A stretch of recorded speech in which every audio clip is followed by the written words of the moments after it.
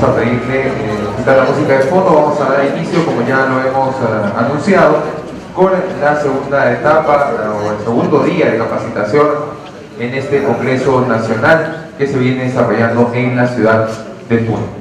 Es así que ya contamos con la presencia del doctor Julio César Santa Cruz.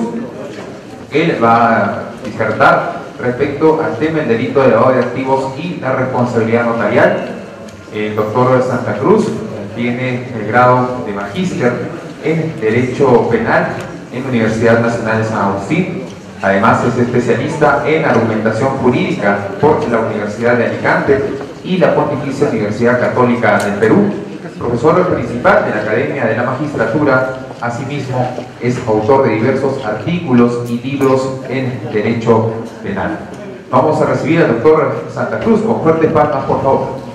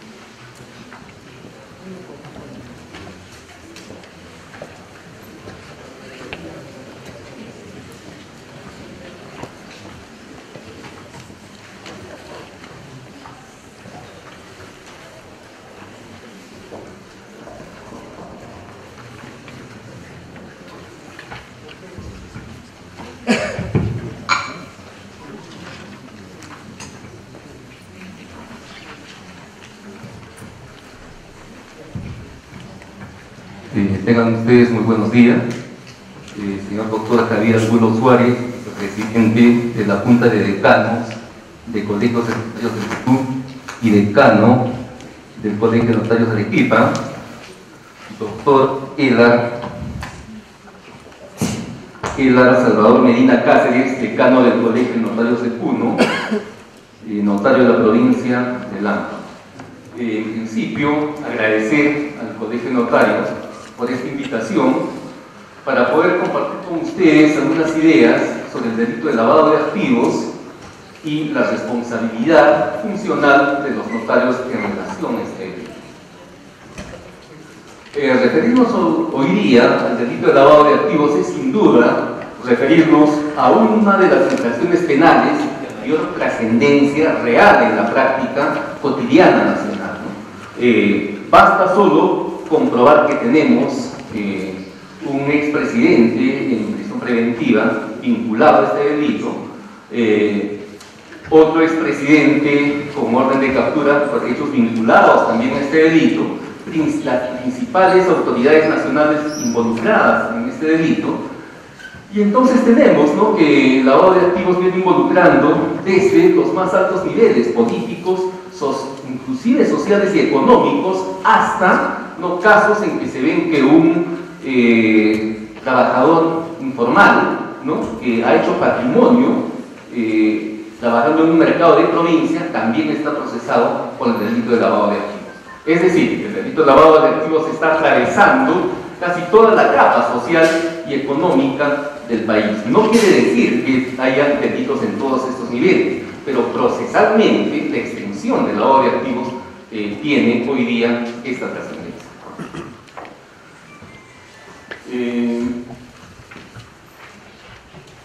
De otro lado, en tanto el lavado de activos se va a dar en el movimiento de capitales, y la función notarial es central, ¿no?, en las transacciones económicas que implican, pues, movimiento de capital, movimiento de activos, etc.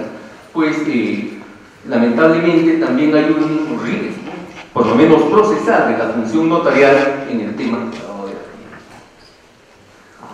Bien, ¿cuál es la idea las palabras que vamos a compartir con ustedes en esta mañana. Más que un tema de una conferencia académica, pienso que sería muy útil abordar con ustedes pues, una conversación, un intercambio de ideas, un poco desde nuestra experiencia, ¿no? En algún momento yo me he desempeñado en la unidad de inteligencia financiera como gerente legal, el primer gerente legal de la UIF en el periodo en que se ha constituido la unidad de inteligencia financiera, de tal manera que conocemos cómo opera el sistema antilavado de activos por dentro, ¿no? Un lado de la experiencia y el otro lado viene más bien en el lado opuesto.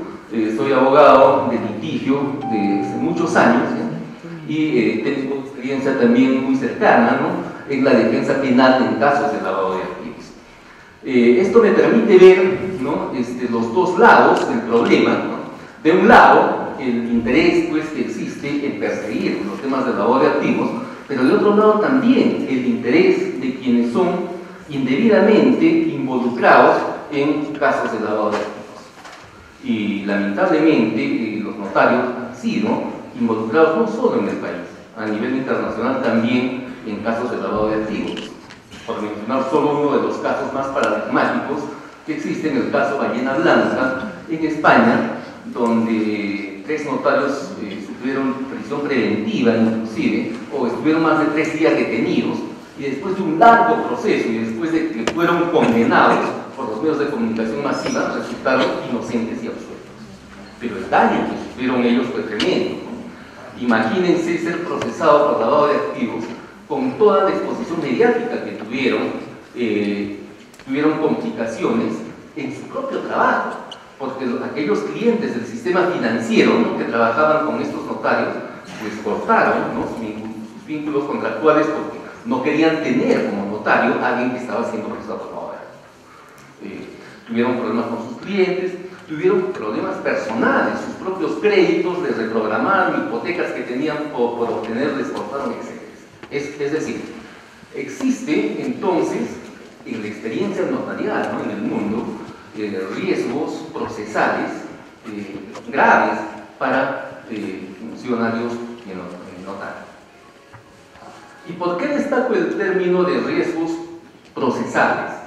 Porque en la vida real hay que tener en cuenta esta diferencia entre el riesgo procesal y el riesgo penal. Una cosa es que al final de un proceso uno sea absuelto, es decir, no hay un riesgo penal. El riesgo penal es de que alguien lo condene, ¿no?, una pena privativa de libertad o cualquier otra pena. Pero el riesgo procesal es el riesgo de verse involucrado con lo que duran los procesos y con todas las consecuencias reputacionales que ellos tienen. Bien, este es un poco el escenario, ¿no?, en que se mueve el tema del lavado de activos y la función notarial. Les decía entonces que en este esquema lo que vamos a hacer ahora es, en primer lugar voy a hacer una presentación así muy básica de lo que es el delito de lavado de activos, ¿no?, las distintas modalidades típicas, la regulación nacional que tiene el país, y luego en una segunda parte ver el tema del riesgo de los notarios frente a las investigaciones y procesos de lavado de activos y algunas ideas de cómo prevenir el riesgo penal. Es básicamente la idea de esta conferencia. Bien, empecemos entonces refiriéndonos al tema del lavado de activos como en tanto un delito, en tanto una infracción penal.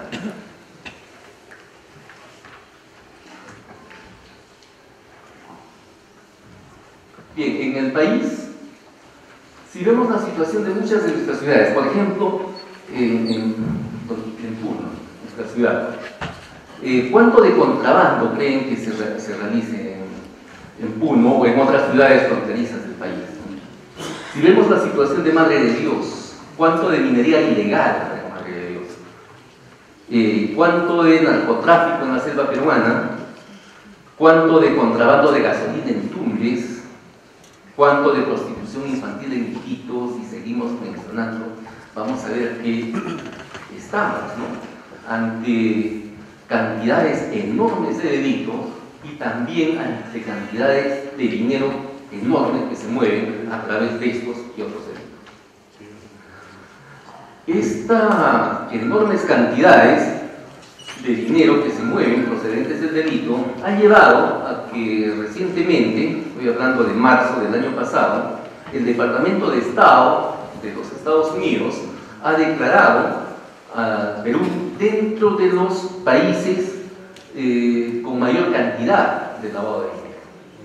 Hay una alerta mundial.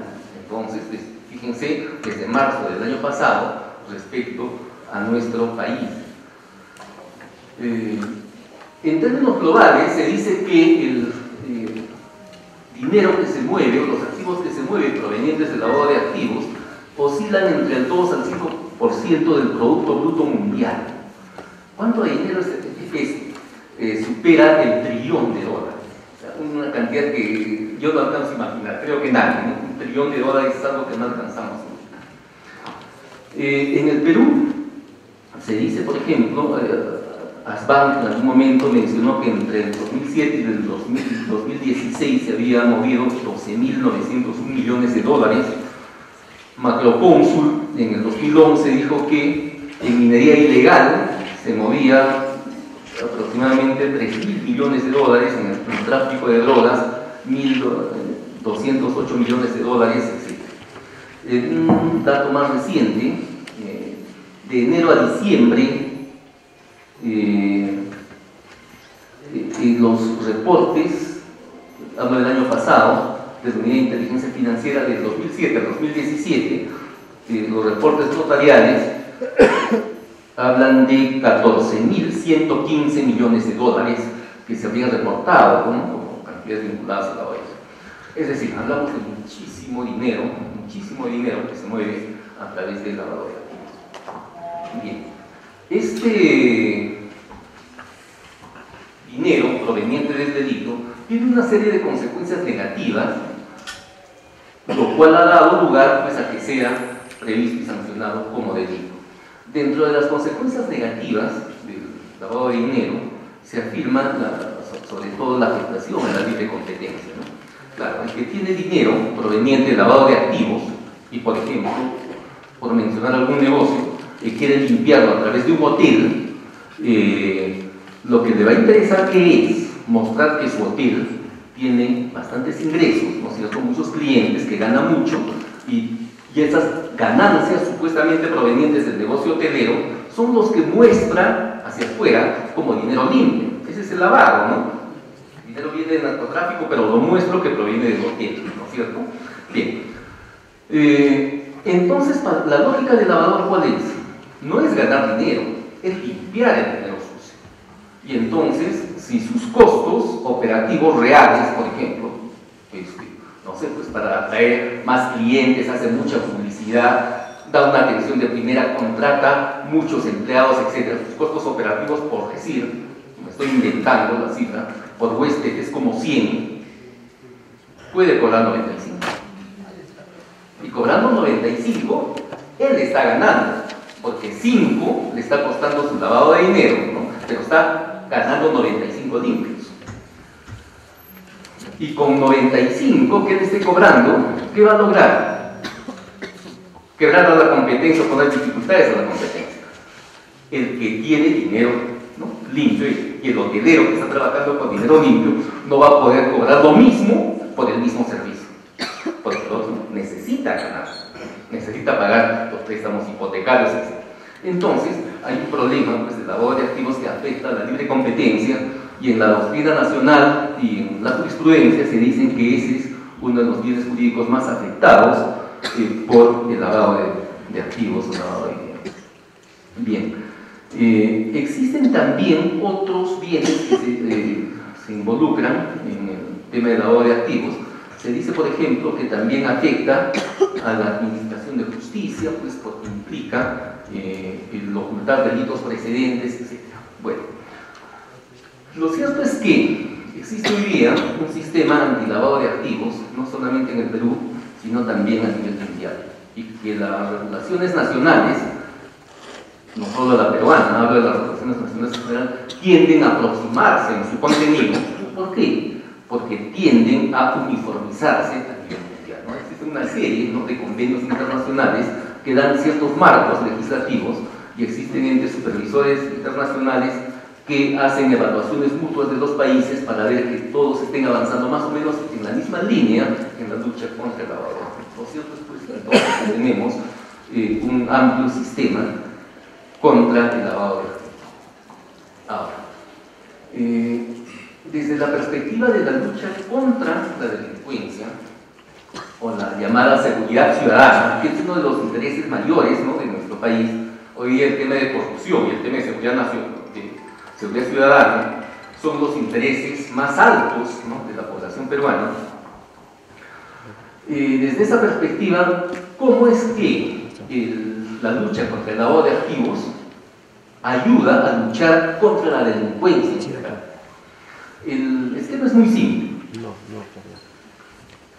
Los delincuentes que están inspirados en móviles lucrativos, que van desde el narcotraficante, el extorsionador, el sicario, el estafador, que comete delitos tributarios, etc. Todos estos delincuentes, sobre todo los vinculados a la criminalidad organizada, saben pues que ellos tienen un costo de riesgo, un riesgo, ¿no?, de ser atrapados, procesados, sancionados, en fin. Bueno, asumen ese riesgo, para ellos, para muchos de ellos es un riesgo laboral que están asumiendo, y muchos de ellos, cuando son cogidos por el sistema, acaban en la cárcel, les queda, o les quedaba, un consuelo. Y es, bueno, ya, yo ya estoy acá, estoy pagando, voy a esperar cumplir mi pena, pero saben, he asegurado a mi familia. Y esto, ¿no?, quienes han visitado un penal y han conversado con las personas que han acabado en esta situación, lo saben. Dicen, bueno, su tranquilidad es esa, he asegurado a mi familia. Y claro, los días de visita, pues vienen la familia, pues con sus tremendas bolsas, ¿no?, trayendo de sus víveres, su comida, etc. Y entonces, de alguna manera, ¿no?, ellos tienen esta tranquilidad, entre comillas, de haber hecho algo positivo, entre comillas, también. Bueno, esa es la lógica en la que operaban los delincuentes con móvil lucrativo. ¿Cuál es la lógica del lavado de activos para combatir esto? El día en que tú, secuestrador, sicario, narcotraficante, con tus ganancias pretendas beneficiar a tu familia, no las beneficias, las has convertido en lavadores.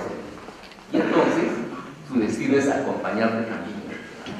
En el fondo esa es la lógica.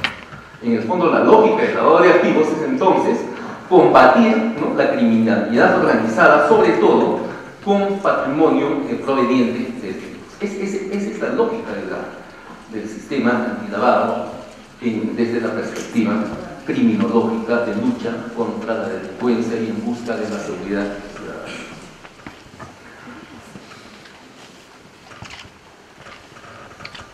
Bien, ¿qué es el lavado de activos en estricto, ¿no?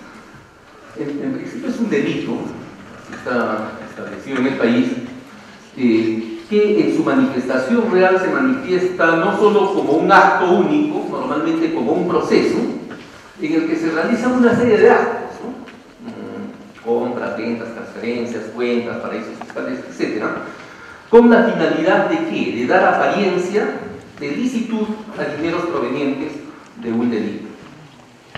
Se busca entonces ¿qué cosa? ¿No?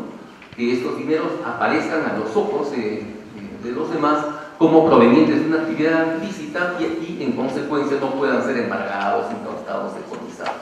Eso es el lavado de activos. ¿Cuáles son las fases en que usualmente se realiza el lavado de activos? Tres fases, ¿no? Una primera de colocación, una segunda de ocultación y una tercera de integración. ¿Qué ocurre en la primera fase de colocación, ¿no?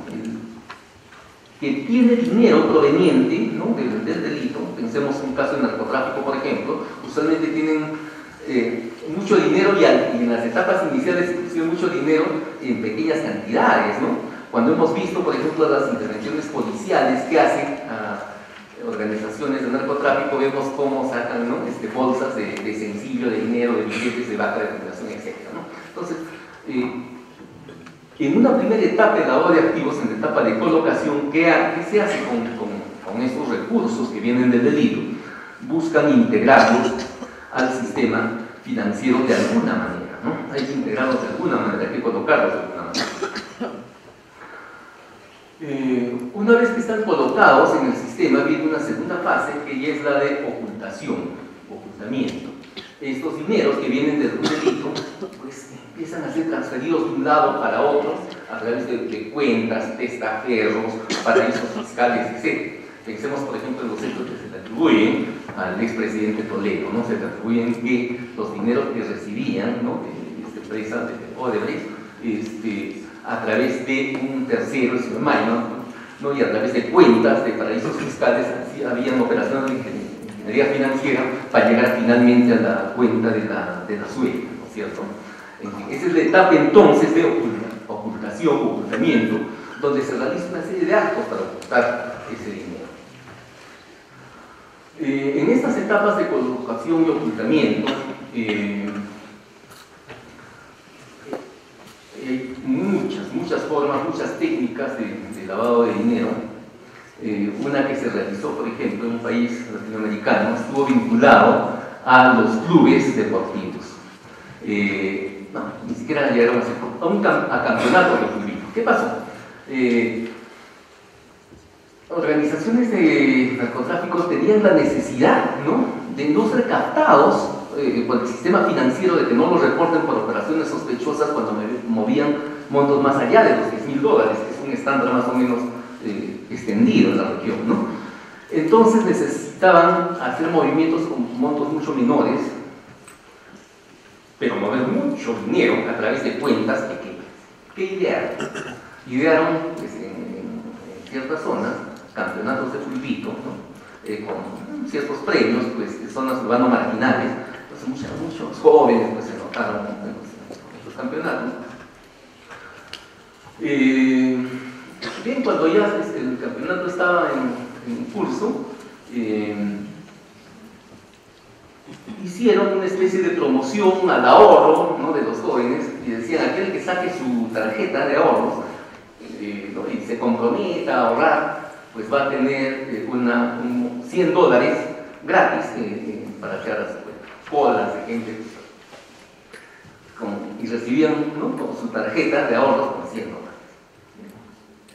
Seguía el campeonato de fútbol, y al tiempo viene la compra de las tarjetas, ¿no? Se pagan $250 a aquellos que quieran vender su tarjeta. Eso ya no era tan propagandizado, eso ya utilizaban otros, ¿no?, personas con cierto nivel de discrecionalidad, ¿no? Gran cantidad de dinero. Las personas tenían $250 de nada, ¿no?, los jugadores deportistas, muchos de ellos ingenuos también. Y los lavadores tenían cantidad enorme de tarjetas, ¿no?, para mover dineros en montos menores, pero entonces podían sacar controles, ¿no?, porque mover dineros en montos menores les posibilitaba, con cientos de tarjetas o miles de tarjetas, mover cantidades de dinero para incluir los controles. Fíjense, existen cientos o miles de modalidades que utilizan los lavadores. Esta es una de ellas. Bien, entonces decíamos que las etapas o fases de lavado son la de colocación del dinero al sistema legal financiero, luego el ocultamiento del sistema y finalmente la integración. ¿La integración en qué consiste? La integración consiste en que el dinero que ya ha sido, ¿no?, colocado al sistema, ya ha sido ocultado a través de muchos movimientos, vuelve al sistema formal y se presenta ya como ganancia efectiva. Si no saben, yo pago mis impuestos, acá están, ¿no? Vienen de mi hotel que me da tanto, vienen de mi casino, vienen de tal o cual negocio, ¿no es cierto? O vienen porque yo le heredé, o porque mi esposa le heredó a la suegra, a quien le habían prestado un dinero y se extinguió ese préstamo, ¿no es cierto? Entonces ya tengo, ¿no?, una oficina de $1 millón, por ejemplo, ¿no? Ya se presenta ahí el dinero integrado como no. Todo esto es el lavado de activos, como ven, un proceso largo, ¿no?, desde la colocación hasta la integración, es un proceso largo, en el cual y en el transcurso de todo este proceso, pues pueden involucrar a muchas personas en el lavado de dinero. Vamos a ver muy rápidamente cuáles son las modalidades de lavado de dinero que están previstas en la legislación nacional. Una primera forma que prevé es el delito de actos de conversión y transparencia. ¿Qué dice el decreto legislativo 1106? Dice: el que convierte o transfiere dinero, bienes, efectos o ganancias, cuyo origen ilícito conoce o debía presumir con la finalidad de evitar la identificación de su origen, el decomiso será reprimido contra el bien. Fíjense, entonces es la modalidad de conversión o transferencia. Esta modalidad entonces se va a dar en cuanto a la conversión, por ejemplo. ¿En qué consiste? Es en convertir, digamos, una cantidad de efectivo. Al depositarlo en una cuenta, la moneda corriente se va a convertir ¿en qué? En un número de cuenta bancaria. Y hay una conversión de dinero, por ejemplo, ¿no? La transferencia, en cambio, puede darse tanto por la transferencia jurídica, ¿no? Es decir, por la compraventa, donación, etcétera, de estos bienes, como por la transmisión material, la entrega del bien, ¿no? Como ven, esos actos de por sí, actos estándar, una compraventa es un acto estándar, se convierte en lavado cuando pues, el bien proviene del delito y se hace con la finalidad de ocultar el origen. Otra modalidad que prevé la legislación es está en el artículo 2 del decreto legislativo 1106, que son los actos de ocultamiento y tenencia, ¿no? Para esta modalidad entonces se da cuando el sujeto activo va a realizar, adquirir, utilizar, poseer, guardar, administrar, custodiar, recibir, ocultar, mantener en su poder, fíjense, todo, cualquier cosa, ¿no? Dinero, bienes, efectos o ganancias cuyo origen ilícito conoce o debía presumir. Fíjense lo peligrosa de esta norma, ¿no? El solo hecho de poseer, en resumen, dinero o un activo cuyo origen ilícito conoce o debía presumir, lo convierte en lavado. El conoce todavía tiene cierta racionalidad, ¿no es cierto? Y el debía presumir. O sea, alguien que tiene en su poder dinero, que viene del delito, que él no conoce. Ah, pero debías presumir lavado. La norma es, en mi opinión, excesivamente alta, en mi opinión, y podría generar, de hecho, ¿no?, riesgos procesales importantes. Peor todavía en el caso de este artículo que les estoy hablando, porque en el texto original de la norma, que era el decreto legislativo 1106, tenía un agregado, decía, con la finalidad de evitar la identificación de su origen, incautación o decomiso. Este agregado que tenía la norma, ¿no?, para que el lavador cometa el delito tenía que tener la finalidad de evitar, ¿no?, que se sepa cuál es el origen de ocultarlo. Esa finalidad ha sido derogada por el decreto legislativo 1249. Entonces ahora, el lavado de activos, simplemente, como les decía, que alguien posea dinero que proviene de un delito y que debería presumir que provenía de un delito. ¿Qué es que debería presumir que proviene de un delito? ¿Quién establece eso? En última instancia, un juez, para condenarlo a alguien, pero no es última instancia, eso será después de 3, 4, 5 años un proceso. Pero en primera instancia, ¿quién le va a decir a usted debía presumir? El policía. ¿Con qué formación les va a decir policía? ¿Qué saben de la formación que tienen los policías en nuestro país? O un fiscal. Entonces, hacer un juicio de que usted debía conocer que proviene del delito es terriblemente riesgoso. Porque para que nos haga un proceso, les digo, va a depender lo que pueda ser un juicio policial o un juicio de un fiscal, ¿no? Las normas son, la latitud de las normas pueden resultar entonces riesgosas, por lo menos temas de riesgo procesal, ¿no? Otra de las figuras, lavado de activos, es el transporte o traslado, que consiste en transportar o trasladar por cualquier medio en el territorio nacional activos, es decir, dinero en efectivo o instrumentos emitidos al portador cuyo origen ilícito conoce o debía presumir, y con la finalidad de evitar su identificación o su decomiso, ¿no? Esta figura, pues en realidad tiene que ver con los denominados bourriers de dinero, ¿no? No vamos a detenernos mucho porque hay otras figuras que nos van a interesar más en razón a las finalidades de este evento, ¿no? Bien, vamos a pasarnos varias otras cosas que por el tiempo. Creo que nos conviene entrar a esta figura por la cual ha habido notarios que han sido objeto de investigación inclusive en nuestro país, ¿no? Que es el delito de omisión de reporte de operaciones sospechosas.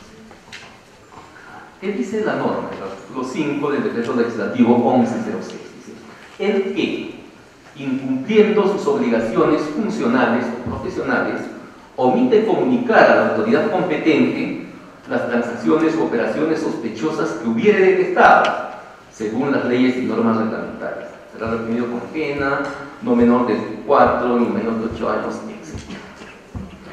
Y fíjense, se ha introducido además la responsabilidad por negligencia. Dice: la omisión por culpa de la comunicación de transacciones o operaciones sospechosas será reprimida con pena de multa. Toda sanción penal es grave, como saben. Aún la multa es grave para un profesional, porque una multa es una sanción penal y las condenas penales por delitos dolosos pueden tener consecuencias como de inhabilitación, y por delitos culposos pues otro tipo de responsabilidades, de tal manera que si bien en este caso pues las penas no se equiparan a las otras que son estratosféricas, igual, ¿no? Este es un delito que marca un riesgo para el ejercicio de la función notarial. Otro delito que marca también este riesgo es el del artículo 6, que se refiere al rehusamiento, retardo y falsedad en el suministro de la información. Esto se va a dar cuando en el marco de una investigación de lavado de activos se le hace un requerimiento al notario y el notario rehúsa o retarda la entrega de información o entrega información inexacta o falsa, ¿no? Igual esa es otra infracción penal, no solo administrativa, sino penal. Y hay un agravante todavía, ¿no? Que la pena se eleva más cuando esto se dé en el marco de una investigación de lavado de activos vinculado a la minería ilegal o al crimen organizado. Estas últimas figuras, decía, creo que son aquellas que podían presentar particulares riesgos al ejercicio de la función notarial. Vamos ahora entonces a referirnos a estos riesgos que podrían darse en el ejercicio de la función notarial, y ahí volveremos a revisar estas.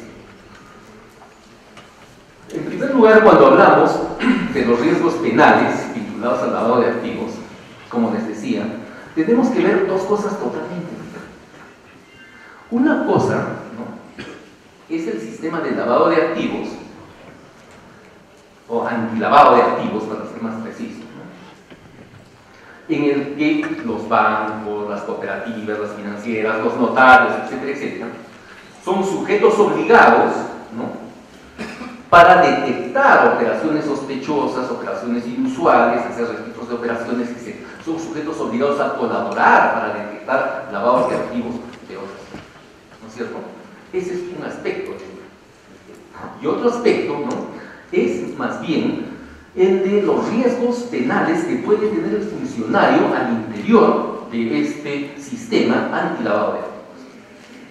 Bien. Estos riesgos penales a que podrían verse expuestos los señores notarios pueden ser riesgos procesales o riesgos penales en sentido estricto. Como decía, el riesgo procesal es el riesgo de que sea denunciado, investigado, procesado y finalmente absuelto o sobreseído. Igual es aquí, con su reputación, su tranquilidad, etc. Y el otro riesgo ya es el riesgo de condena, que es un riesgo obviamente mucho más grave, porque condena por delito doloso, entiendo, acarrea inhabilitación.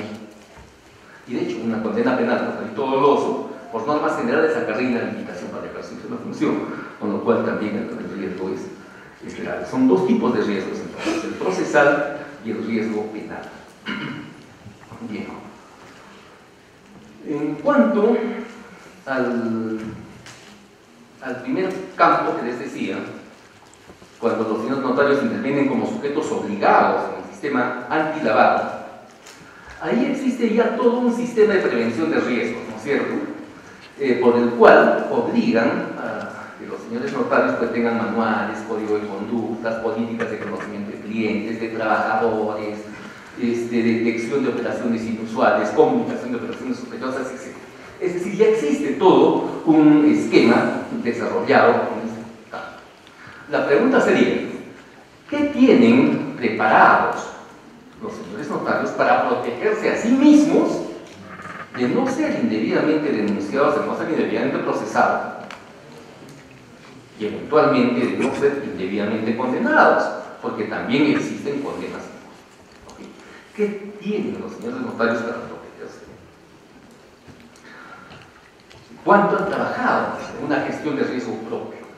Y en realidad hay muy poco, ¿no? La preocupación se ha tangibilizado muy poco en acciones concretas de cómo están previniendo sus riesgos penales. Y vamos a hablar ahora entonces de esta gestión del riesgo individual. ¿Cómo un notario se protegen o pueden protegerse de estos riesgos penales? En primer lugar, creo que la protección está vinculada a tener un buen sistema, acá está vinculada a la otra variante, a que esas obligaciones que tenemos como sujetos obligados estén muy bien ejecutadas y muy bien explicadas.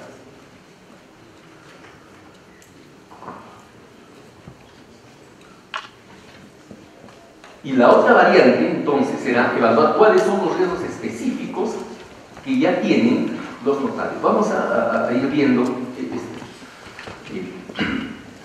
bien. Hablemos entonces de estos riesgos específicos que se puedan dar en cuanto a la función notarial. ¿Cómo se establecen? ¿Cómo sabemos? ¿Cómo podemos prever nuestros riesgos penales como notarios? Existe una metodología. No podemos, no creo, que una función tan importante como la de ustedes, prever sus riesgos sin una metodología.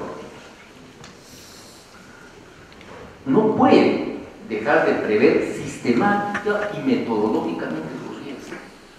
Tienen que hacerlo de esa manera. Esta metodología de gestión de riesgos está pautada, ¿no? Existen inclusive normas internacionales como el ISO 31000 que da pautas de cómo gestionar un riesgo en general. Existen otras pautas, ¿no? Que es el ISO 19600, que establecen sistemas de gestión de compliance, es decir, cómo gestionar el cumplimiento de la ley para yo no tener responsabilidad después, es decir, compliance. Existe el sistema, el ISO 37001, de sistemas de gestión antisoborno, y existe una norma bastante reciente, el ISO 19601, de sistemas de gestión de compliance penal, ¿no? Que apuntan precisamente eso, cómo yo en el ejercicio de mi función voy a cumplir con la normatividad y evitar las responsabilidades penales. Bien. Obviamente, yo no les estoy diciendo que tengamos que aplicar y certificarnos en todos estos ISO, porque eso sería complicarnos la vida a niveles que no deben hacerse. Pero lo que les estoy diciendo es que cuando queremos ver cómo tenemos que prevenir nuestros riesgos penales, tenemos que tener una metodología, y para elaborar esa metodología propia para los notarios de Perú, inclusive del sector, ¿no? de Puno, de Lima, de Arequipa, etc., tenemos que adaptar esas metodologías a las necesidades concretas de su lugar. Porque si no, vamos a hacer solo papeleo que no sirve para mucho. Se necesita labor concreta. Bien. Estas metodologías entonces, por ejemplo, la metodología para ver cómo gestionar los riesgos, establece algunas pautas. Dice, en primer lugar, una primera pauta para ver cómo puedes prever tus riesgos es analiza el contexto. Y si analizamos el contexto del riesgo notarial hoy día en el Perú, vamos a tener algunos factores a considerar. Por ejemplo, si queremos prevenir un riesgo penal, el riesgo de no tener una condena penal o no tener una investigación penal, tenemos que tener, en primer lugar, un razonamiento estratégico. ¿Cómo piensan los jueces penales cuando analizan la responsabilidad de un funcionario y un notario? ¿Cómo piensan ellos? Tenemos que empezar razonando para eso. Si nos va a investigar es un fiscal, se nos va a condenar es un juez. Tenemos que ver cómo piensan ellos, qué tienen en su cabeza que a nosotros nos puede servir para evitar estos riesgos. Bien, ¿cuál es el contexto legal que se está dando en este tema?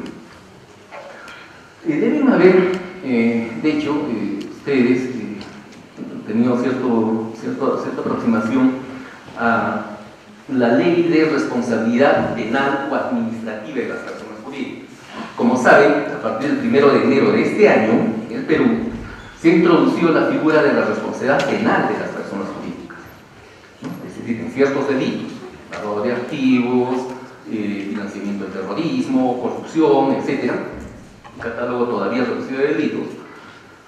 Cuando se investiga a alguien por estos delitos, va a poder ser investigado no solo, investigado penalmente, no solo el funcionario, por ejemplo, o el trabajador de la empresa que hay un soborno para conseguir el contrato, sino también la empresa.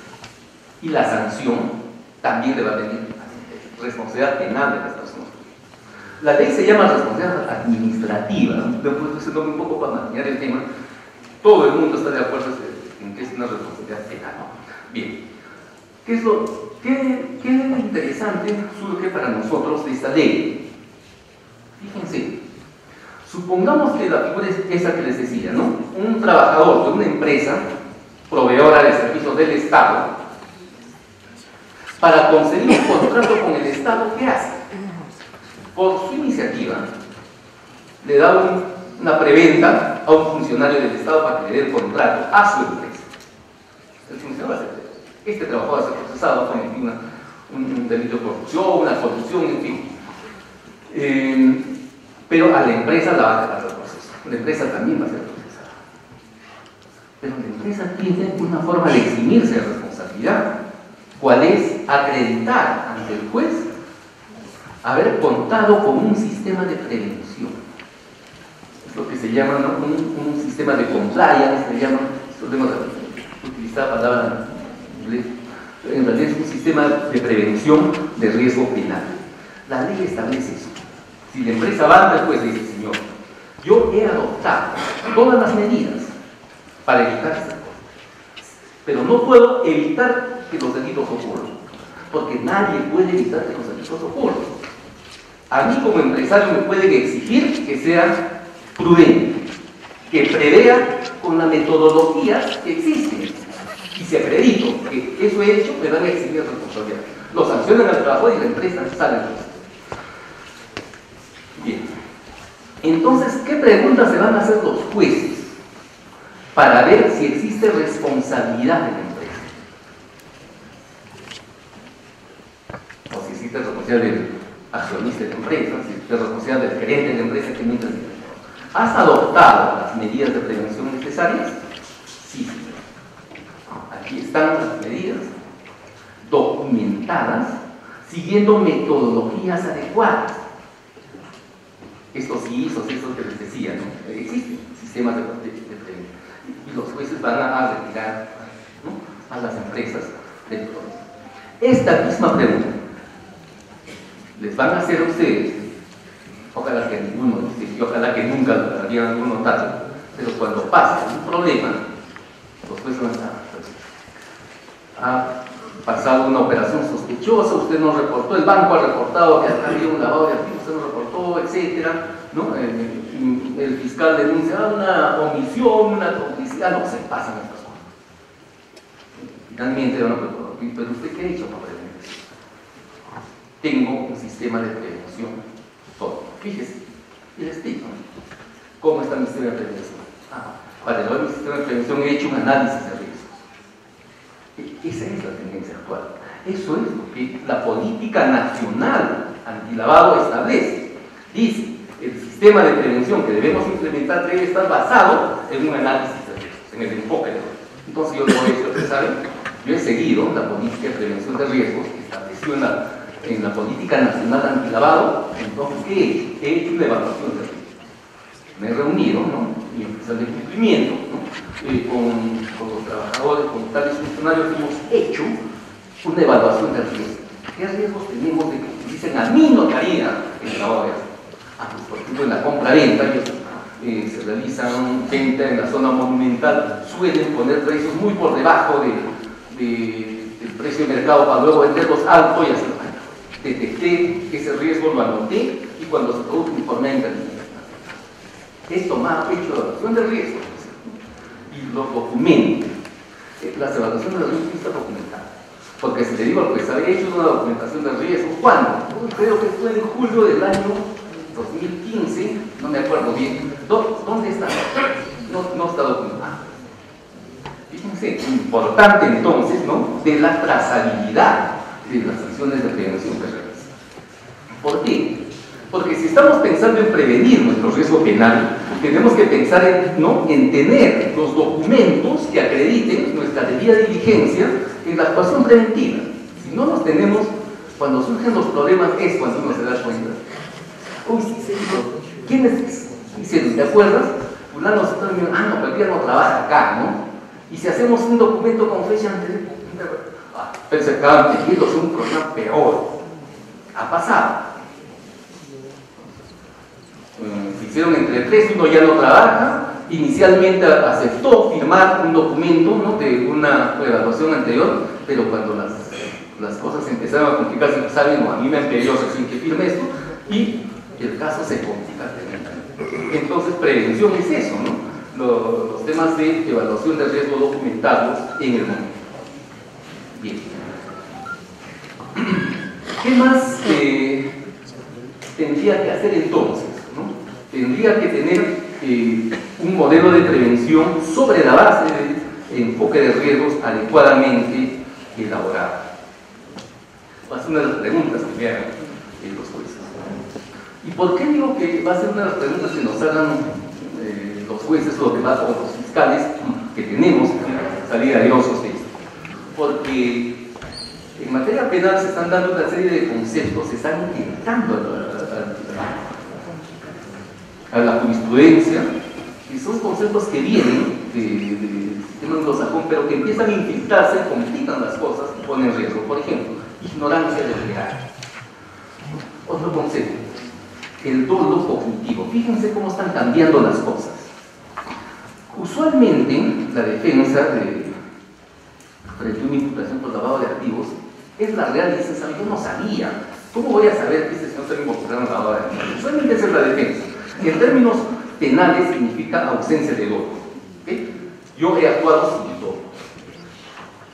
¿Qué está pasando con el dolo en la doctrina y en la jurisprudencia? En cierta doctrina y en cierta jurisprudencia que lamentablemente está siendo tomado por ciertos sectores judiciales. Han cambiado el concepto de dolo. Todos nosotros, cuando hemos estudiado en la universidad, nos han dicho el dolo es conocimiento y voluntad de realizar algo de eso. Ya está, ese es el dolo. ¿Saben? Hoy día dicen que el conocimiento, el dolo,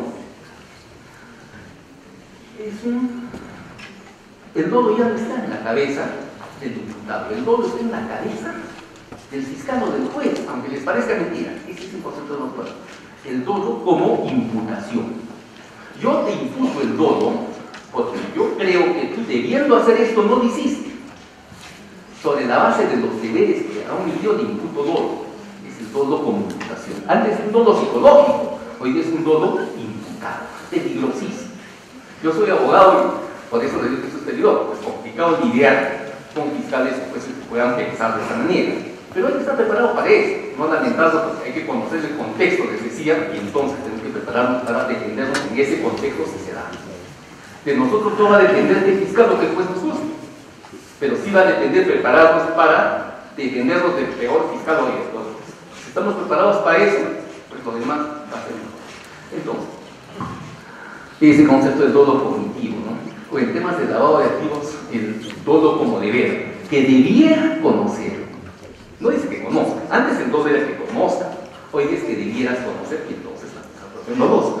Hay que prepararse también para eso. Y luego el concepto de la prueba indiciaria, ¿no? ¿Cómo se establece la actuación dolosa en base a indicios? ¿Qué indicios son peligrosos? Indicios de que no se ha cumplido adecuadamente con un sistema de prevención antilavado. Por ejemplo, dentro de las pautas que existen de prevención está tener un registro de operaciones inusuales, ¿no es cierto? Tener una capacitación anual para el personal, tener tal cosa. Ustedes saben que muchas otras. ¿Qué pasa si nos vemos involucrados?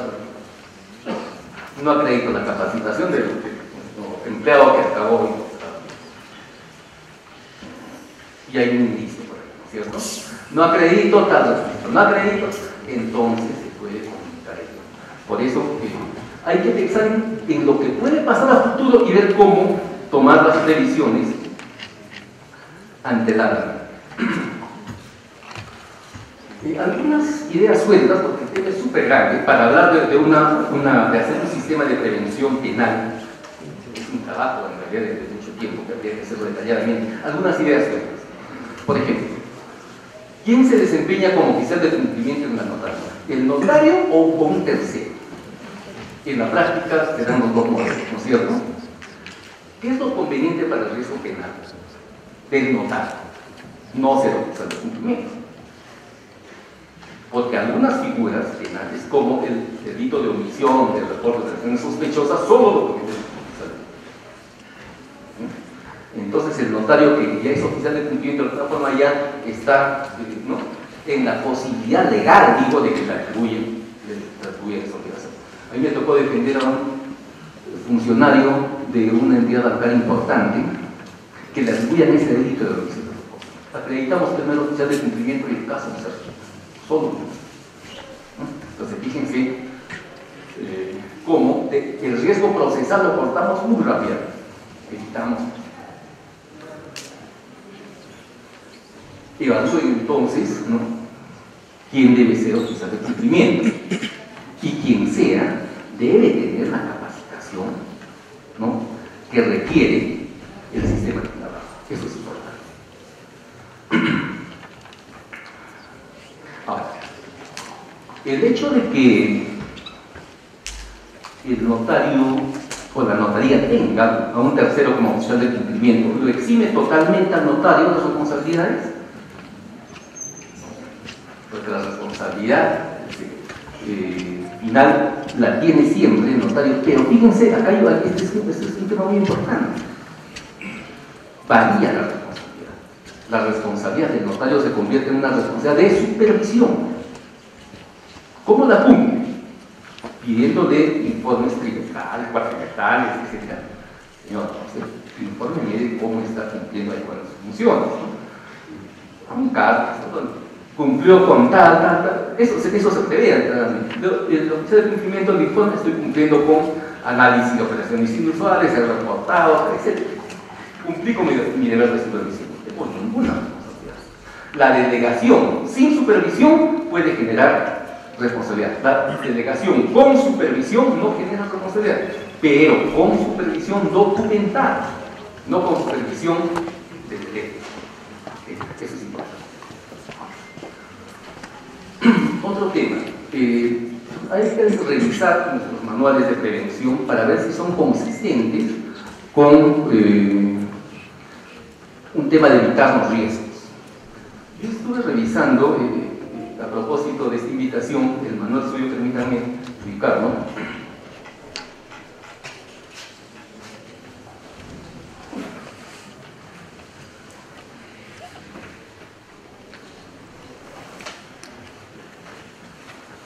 Mejor me quedaré por aquí para revisar los documentos.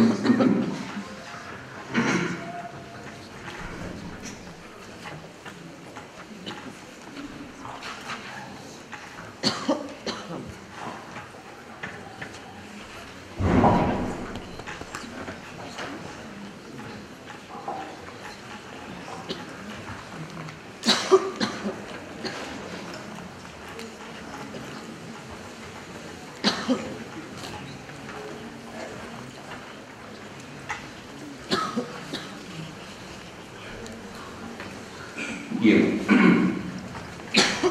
Tengo en mano este manual para la prevención del lavado de activos y financiamiento del terrorismo. Lo he descargado de la web del Colegio de Notarios.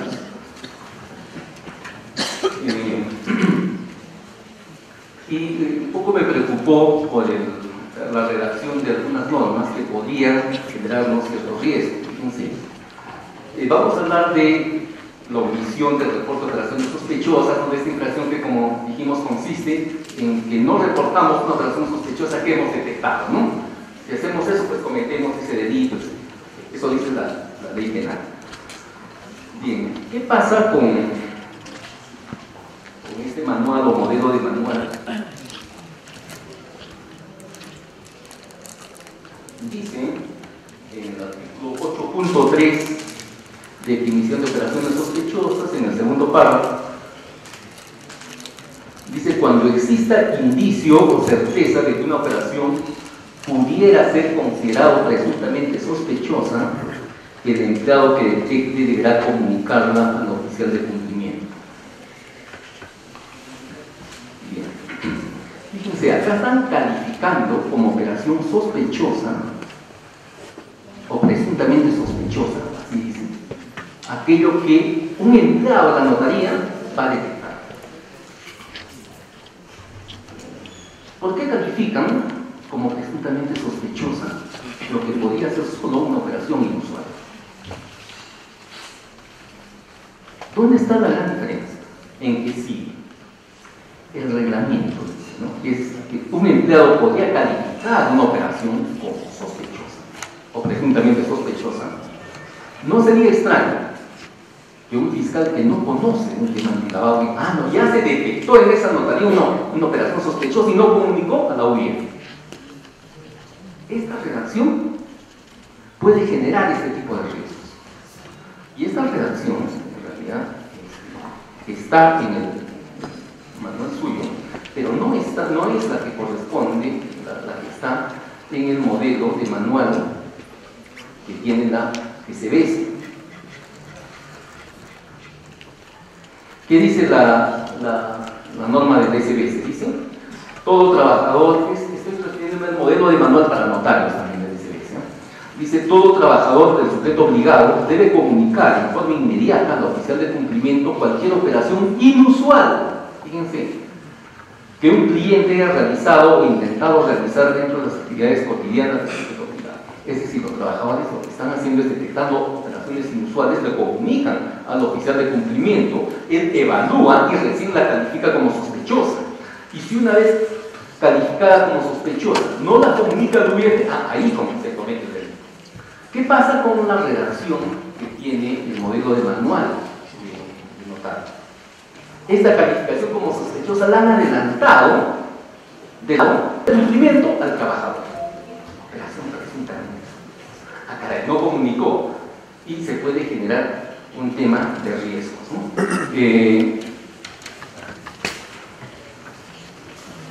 Además, bueno, hay que actualizar el tema de plazos, no son 15 días, como saben, una vez que se detecta la operación como sospechosa, esta debería ser comunicada de manera inmediata. ¿Por qué les he hecho referencia a estas disposiciones? Porque a veces cuando no tenemos nuestros manuales pensados en la idea de evitarnos responsabilidades para nosotros, pueden pasar estas inconsistencias. Entonces, ¿cuál es la recomendación acá? Revisen sus manuales en dos perspectivas, con dos lentes diferentes. Un lente que tienen que tener es cumplir con el sistema antilavado. Claro, pues tenemos que cumplir con la ley de la manera más eficiente posible, de acuerdo. Pero el otro lente que no pueden quitarse es cómo me protejo a mí mismo, y no pongo algo que puede, un fiscal me diga: mira, acá dice que eso ya es operación sospechosa, usted no lo ha reportado, ¿no es cierto? Finalmente un juez al final podría resolverlo, pero y los problemas que nos podemos ganar tenemos que hacer entonces una mirada a todo el sistema con esos dos temas. Es importante, muy, muy importante. Otras ideas también sueltas. ¿Cuentan ustedes con un protocolo de actuación frente a denuncias o investigaciones por lavado de activos? ¿Qué hago? viene alguien o viene la policía o recibe una notificación de la fiscalía para dar una declaración. ¿Qué hago? ¿Cuál va a ser mi actuación? Hay posibilidades, ¿no? Colaboración total con la autoridad. Puede ser, develo todo lo que tengo. Defensa activa. Hago ver todos los errores de la imputación. No ha entendido ser fiscal, tal cosa debería ser así, así. O tengo una defensa pasiva en la que simplemente solo respondo a lo que me digan, no hago más. ¿Qué va a ser mejor en función de un resultado penal? ¿Qué va a ser mejor en función de evitar un riesgo procesal? Eso va a depender también, eso tienen que tenerlo, por lo menos un protocolo básico de actuación, una idea en ese sentido. Los fiscales, o algunos fiscales antilavado, han generado una etapa previa en los procesos penales. Me explico un poco. Un proceso penal tiene 3 etapas: investigación preparatoria, etapa intermedia y juicio oral. La primera etapa de investigación preparatoria se inicia con una disposición donde el fiscal apertura diligencias preliminares, que han generado algunos señores fiscales. Una etapa previa a la apertura de diligencias preliminares que le llaman diligencias previas, no comunicadas, no notificadas a las partes muchas veces.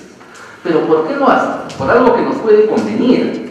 Lo hacen para evaluar si la denuncia que ha puesto un cliente insatisfecho, un enemigo, etc., ¿no?, de pronto no tiene suficiente verosimilitud, ¿no?, y con alguna indagación previa, algún informe que pidan, por favor, ni siquiera apertura de investigación. ¿Qué significa esto? Que ni siquiera estarían en condición de investigados a nivel preliminar. Se llama, ¿no?, un archivo preliminar, liminar el caso, ¿no? Bien, algo de esto tendremos que tener previsto, por ejemplo, en nuestros manuales de reacción, si conocemos que se nos quiere involucrar en alguna investigación, etc. Tenemos que ir con el fiscal y ver la posibilidad de que preliminarmente, previamente, ¿no? Previamente. Cosas como estas tenemos que tener, ¿no?, en un protocolo de actuación. Tipo de reacción que vamos a tener: colaboración total con la autoridad, defensa activa, defensa pasiva. Va a depender mucho del contexto, va a depender mucho de cuánto hayamos cumplido previamente. Si tienen ustedes un sistema antilavado consistente, documentado, pueden ir al fiscal y decir: ¿saben? Todo esto documentado, y le entregan 10 kilos de documentos, porque saben previamente que tiene una consistencia absoluta, ¿no es cierto? Pero si no se tiene la seguridad, entonces de pronto la estrategia no puede ser de una apertura absoluta, tendrá que ser, ¿no?, de una dosificada entrega de información.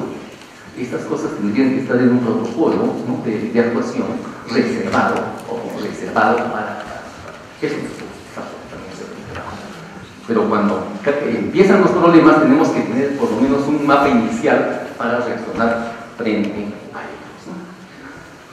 Bien, doctores, estas eran algunas ideas que quería compartir con ustedes, ¿no?, que se centran básicamente en lo siguiente. Y esto creo que resume todo lo que hemos dicho. El tema del lavado de activos hoy día es un tema de mucha trascendencia, de mucha presencia judicial, fiscal, policial, social. Desde nuestra profesión, lamentablemente, estamos expuestos a riesgos. Tenemos entonces que hacer 2 cosas básicamente: tener muy buenos sistemas antilavado que puedan, en algún momento, ¿no?, un experto que esté en las condiciones de ir a un juicio y decir: ¿sabe? El sistema antilavado notaría es compatible con todos estos estándares de calidad internacionales, con ABCD. Tenemos que tener un buen sistema. Y en segundo lugar, tenemos que tener una lectura propia, individual, desde el ángulo del interés del notario, de no tener riesgos penales en curso en nuestros propios documentos o en nuestras propias actuaciones individuales. Todo esto pues tiene que suponer una evaluación de riesgo. Creo que eso resume lo que hemos pretendido transmitir. Muchas gracias.